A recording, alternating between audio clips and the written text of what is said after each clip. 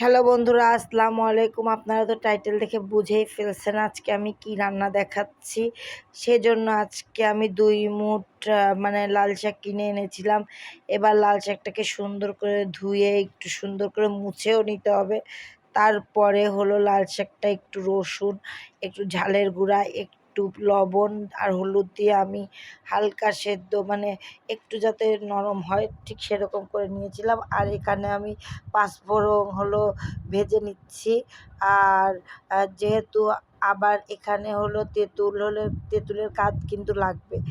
আম আর যা যা লাগতেছে তা তো আপনারা দেখতেই পাচ্ছেন। এবার আমি কড়াইতে আ ব্যা এই যে আমি ব্লেন্ডার করে নিচ্ছি কিন্তু লাল শাক।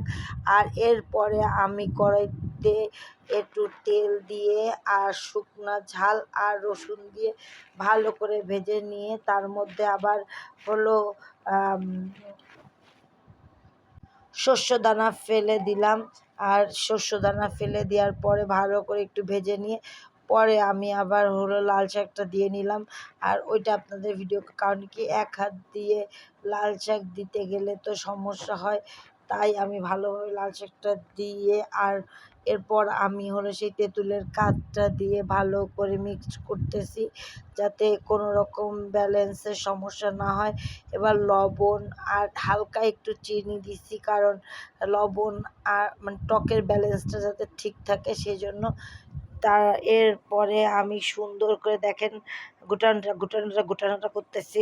এই ঘুটানোটা করার পরে তারপরে আল্লাহ পাকের ইচ্ছায় যখন তেল বের হয়ে যাবে বুঝতে হবে যে না আমাদের শাকের আচারটা পারফেক্টভাবে হয়েছে।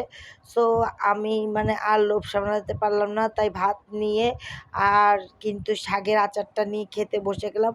আমি কিন্তু অতটা পছন্দ করি না, তারপরও যেহেতু এটা আমি একটু শখ করেই বানিয়েছি তাই একটু খেয়ে দেখতেছি যে কেমন হয়েছে। বিসমিল্লাহ করে খেয়ে নিলাম, আলহামদুলিল্লাহ সেই স্বাদ।